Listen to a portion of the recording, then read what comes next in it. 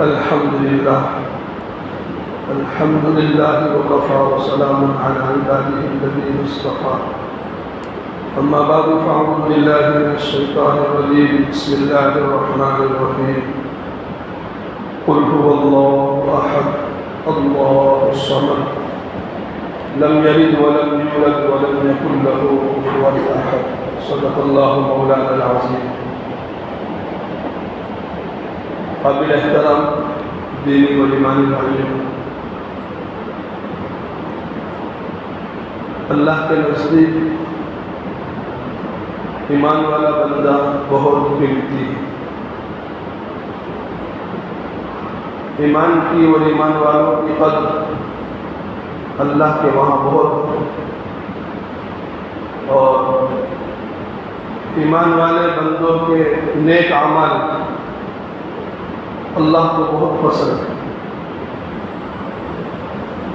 اور اللہ کے نزدیک ایمان والے کے نیک عمل کی بہت ہی قدر و منزلت ہے. دنیا میں بندہ جب سبحان اللہ کہتا ہے، الحمدللہ کہتا ہے، اللہ اکبر کہتا ہے، اس کی قدر اللہ کے نزدیک کتنی ہے وہ ہم نہیں سمجھ سکتے. اللہ کے حبیب جناب محمد رسول اللہ صلی اللہ علیہ وسلم کے اوپر بندہ درود شریف پڑھتا ہے، اس کا کیا مقام ہے، اس کی کیا فضیلت ہے، یہ ہمیں معلوم نہیں ہے.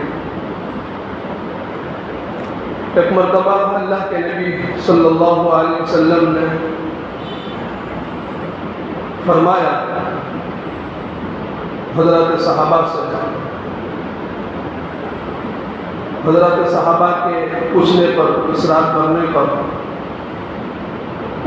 آپ صلی اللہ علیہ وسلم نے فرمایا کہ ایک راز کی بات بتلاتا ہے،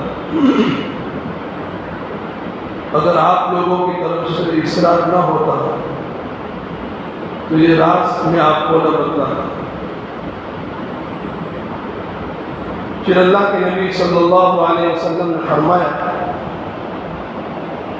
کہ جب ایمان والے بندے کے سامنے میرا نام، میری محبت، سب صلی اللہ علیہ وسلم، میرا نام جب ایمان والے بندے کے سامنے لیا جاتا ہے اور میرا نام سن کر بندہ جب میرے اوپر درود شریف پڑھتا ہے تو اللہ پاک نے دو فرشتے طے کیے ہیں. بندہ جب درود سے فارغ ہو جاتا ہے تو وہ دو فرشتے کہتے ہیں اللہ تیری مغفرت فرما. جب فرشتے یہ کہتے ہیں تو خود اللہ اور اللہ کے دوسرے فرشتے اس پر آمین کہتے ہیں. سبحان اللہ، کتنی بڑی بات ہے. آج ہمارے سامنے ہمارے نبی کا بار بار تذکر آتا ہے، لیکن ہمارے ہوٹوں کے اوپر حرکت نظر نہیں آتی. جب بھی نبی کا نام آگا دل سے عظمت کے ساتھ، محبت کے ساتھ صلی اللہ علیہ وسلم پڑھنا چاہیے. تو یہ ایمان والے کے عمل کی قیمت ہے اللہ کے نزدیک. اللہ نے جب زمین پیدا کی، زمین کو جب بنایا تو زمین کے اندر ایک طرح کی حرکت تھی، جنبش، ہل رہی تھی، قرار نہیں تھی. تو اللہ پاک نے زمین کے اوپر اپنی قدرت سے پہاڑوں کو پیدا کیا،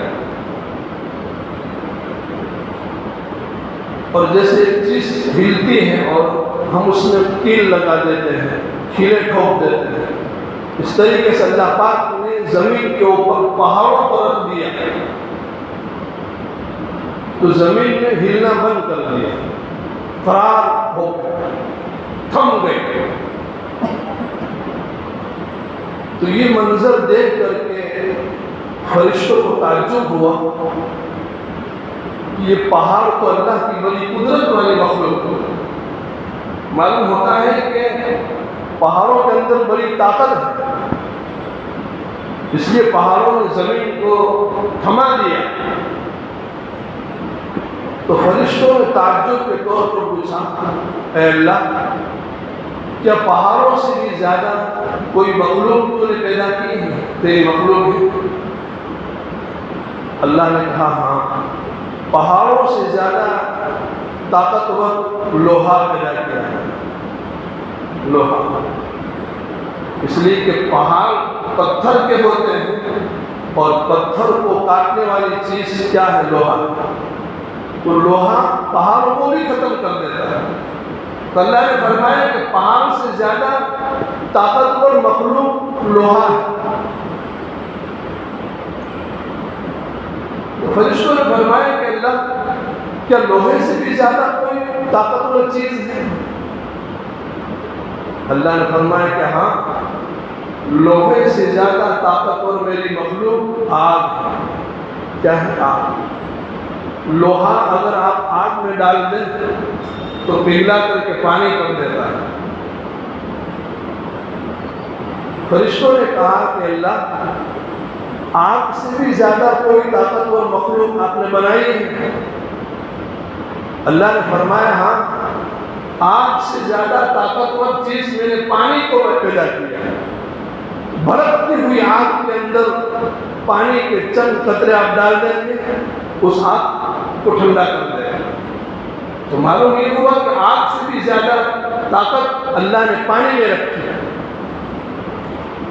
پھر فرشتوں نے فرمایا باری تعالیٰ، کیا پانی سے بھی زیادہ کوئی طاقتور چیز آپ نے پیدا کی؟ اللہ نے فرمایا ہاں، پانی سے بھی زیادہ طاقتور چیز میں نے ہوا کو بنایا۔ اللہ کی بھیجی ہوئی ہوا کے اندر وہ طاقت ہے کہ پانی کے سمندر کو بھی بہا لے جائے، اڑا دے۔ پچھلے زمانوں میں پوری قومیں ہوا کے عذاب کے ذریعے سے ہلاک ہوئی ہیں۔ مکانات اور انسان کے جانور ہوا کی فضا میں اس طریقے سے اڑتے تھے جیسے کاغذ کا پرزہ اڑتا۔ ہوا میں اللہ نے وہ طاقت۔ تو پھر فرشتوں نے فرمایا کہ باری تعالیٰ، کیا ہوا سے بھی زیادہ کوئی طاقتور چیز آپ نے پیدا کی؟ اب آگے سنیے، میں جو کہنے جا رہا ہوں میرے بھائی، اور جس چیز کو میں سمجھانا چاہتا ہوں وہ چیز اب آگے ہے۔ فرشتوں نے کہا ہوا سے بھی زیادہ کوئی طاقتور چیز آپ نے پیدا کی؟ اللہ نے فرمایا کہ ہاں، میرا ایمان والا بندہ جب داہنے ہاتھ سے صدقہ کرے اور اس کے بائیں ہاتھ کو بھی پتہ نہ چلے۔ کیا مطلب داہنے ہاتھ سے صدقہ کرے اور بائیں ہاتھ کو پتہ نہ چلے؟ یعنی انتہائی اخلاص اور اخفا کے ساتھ صدقہ کرے اللہ کی رضا حاصل کرنے کے لیے۔ اللہ فرماتے ہیں کہ میرے ایمان والے بندے کے اس صدقے کے اندر وہ طاقت ہے کہ جس سے میرا غضب ٹھنڈا ہو جاتا ہے۔ میرے ایمان والے بندے کے اس صدقے میں وہ طاقت ہے کہ جہنم کی بھڑکتی ہوئی آگ ٹھنڈی ہو جاتی ہے۔ میرے ایمان والے بندے کے صدقے میں وہ طاقت ہے کہ اللہ کی طرف سے آنے والا عذاب ٹل جاتا ہے۔ یہ ایمان والے کے عمل کی قیمت ہے اللہ کے نزد۔ انسان کے پاس نیک اعمال وہ ہوتے ہیں کہ جو بلا اور مصیبت اور حالات کے وقت وہ اعمال انسان کی حفاظت کا ذریعہ بنتا ہے۔ اس میں سے ایک چیز ہے صدقہ۔ اس میں حدیث میں آتا ہے کہ بیماروں کا علاج صدقے کے ذریعے سے کرو۔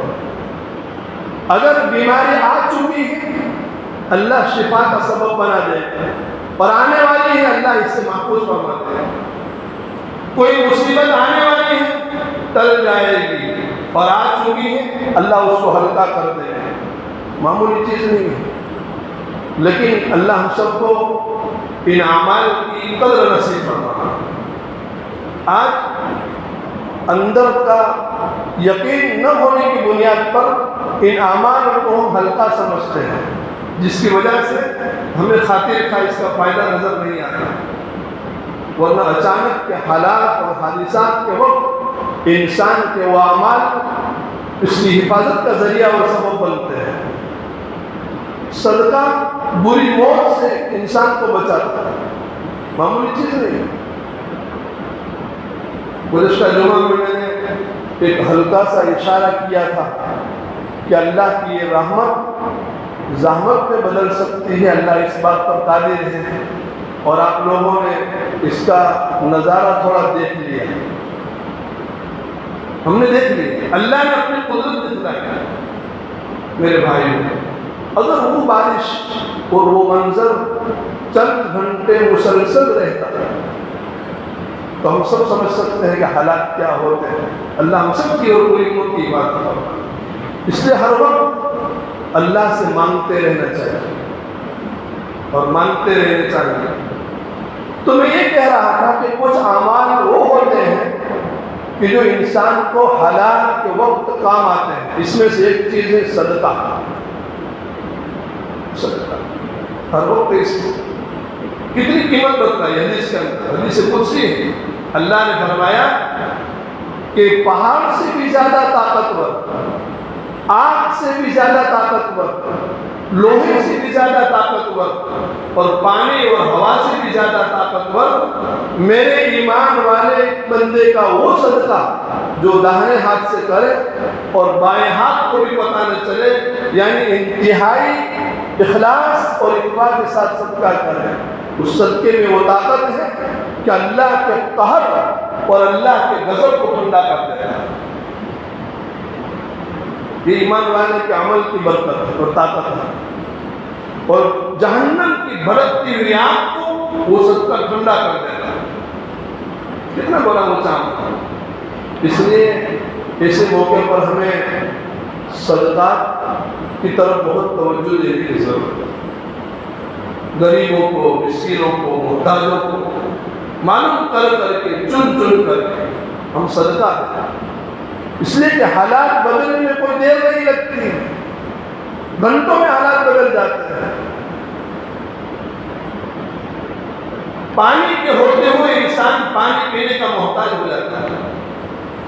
اس لیے ہمارے بزرگ اور بڑے لوگ کہا کرتے تھے کہ ایک قحط سالی ہوتی ہے جس کو سوکھا دشکار کہتے ہیں، جس میں بارش نہ ہو، اور ایک قحط سالی وہ ہوتی ہے جس میں بارش زیادہ ہو اور انسان بارش سے نفع نہ حاصل کر سکے۔ تو بڑوں سے ہم نے سنا ہے کہ جس قحط سالی میں بارش نہ ہو وہ بہتر ہوتا ہے اس قحط سالی سے جس میں بارش زیادہ ہو، جس میں لوگوں کا مالی اور جانی نقصان ہونے لگے۔ اس لیے ہمیں بارش بھی وہ مانگنی ہے جو رحمت والی، برکت والی، نفع بخش، جس کے اندر انسان کی جانیں اور مال محفوظ رہے۔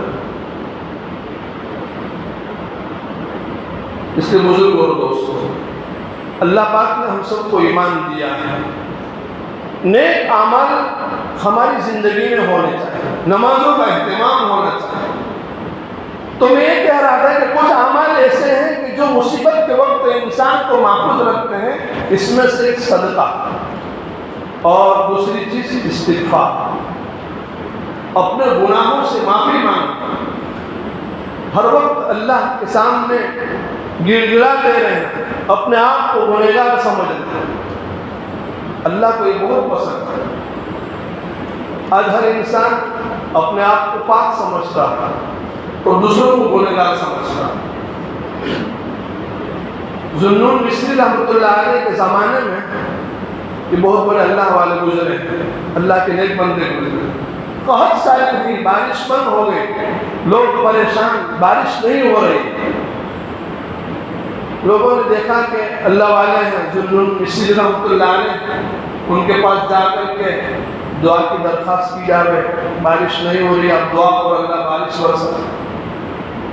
لوگ مل کر کے گئے ذوالنون مصری رحمۃ اللہ علیہ کے پاس، فرمایا کہ حضرت بارش نہیں، بہت پریشانی ہے، جانور مر رہے ہیں، انسان مر رہے ہیں، پانی نہیں، دعا کیجیے اللہ پاک بارش برسائے۔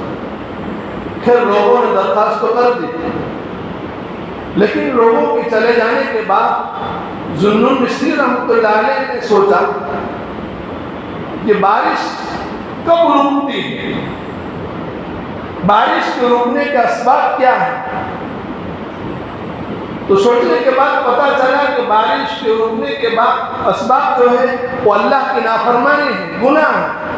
جب زمین کے اوپر گناہ ہوتے ہیں، نافرمانی ہوتی ہے، اللہ آسمان سے بارش کو روک لیتا ہے۔ تو پورے شہر کے اندر ایک نظر دوڑائی، پورے شہر کے اندر نظر دوڑانے کے بعد حضرت ذو النون مصری رحمۃ اللہ علیہ نے فیصلہ یہ کیا کہ پوری قوم میں سب سے زیادہ گنہگار میں ہے۔ حالانکہ اللہ کے ولی تھے، وہ نیک انسان تھے، پوری قوم مل کر کے ان کے پاس دعا کرانے کے لیے گئی تھی، لیکن دیکھا کہ پوری قوم میں مجھ سے زیادہ گنہگار مجھے کوئی نظر نہیں آتا ہے، اس لیے جب تک میں اس بستی میں رہوں گا اللہ کی رحمت نہیں آ سکتی ہے، مجھے یہ بستی چھوڑنی پڑے گی۔ راتوں رات چلے گئے، بستی چھوڑ، لوگ پریشان، یہ اللہ کے ولی کہاں چلے گئے ذو النون مصری رحمۃ اللہ علیہ، ان کے پاس تو ہم دعا کرانے کے لیے گئے تھے، وہ تو بستی چھوڑ کر کے چلے گئے۔ لیکن جب وہ بستی چھوڑ کر کے گئے اللہ نے رحمت والی بات اور برکت والی بارش برسا دی، ان کے اخلاص اور تواضع کی بنیاد پر کہ انہوں نے اپنے آپ کو گنہگار سمجھا۔ اللہ کو یہ عمل اتنا پسند آیا کہ اللہ پاک نے رحمت والی بارش برسا دی۔ لوگوں کو سمجھ میں نہیں آیا ماجرا کیا ہے، ہم تو ان کے پاس دعا کرانے کے لیے گئے تھے، یہ تو بستی چھوڑ کر کے چلے گئے، اللہ نے رحمت برسائی۔ فرمایا کہ میں اس لیے بستی چھوڑ کر کے گیا تھا کہ پوری بستی میں مجھ سے زیادہ گنہگار مجھے کوئی نظر نہیں آیا، اس سے میں نے بستی چھوڑ دی، اللہ نے رحمت برسائی۔ انسان اپنے آپ کو گنہگار سمجھے، یہ اللہ کو بہت پسند ہے، اللہ کو بہت پسند ہے۔ ہر ایک کی زبان کے اوپر شکوے ہوتے ہیں، وہ ایسا کرتا ہے، وہ ایسا کرتا ہے، وہ ایسا کرتا ہے، لیکن جب انسان یہ دیکھنا شروع کر دے کہ میں ایسا کرتا ہوں، اس وقت انسان کامیاب کی منزل تک پہنچ جاتا ہے، اس کو توبہ کی توفیق مل جاتی ہے۔ اس لیے اپنے آپ کو گنہگار سمجھنا، اللہ کی طرف متوجہ ہونا، استغفار کرتے رہنا اور صدقہ دیتے رہنا اور اللہ سے مانگتا رہنا۔ اللہ کے نبی صلی اللہ علیہ وسلم کے اوپر درود کی کثرت بہت بڑی چیز ہے۔ یہ وہ اعمال ہیں کہ جو اچانک کی مصیبت اور حالات کے وقت انسان کو محفوظ رکھتے ہیں، انسان کی حفاظت ہوتی ہے۔ اس لیے اللہ تعالی ہم تمام کو ان نیک اعمال کرنے کی توفیق عطا فرمائے۔ وآخر دعوانا الحمد للہ رب العالمین۔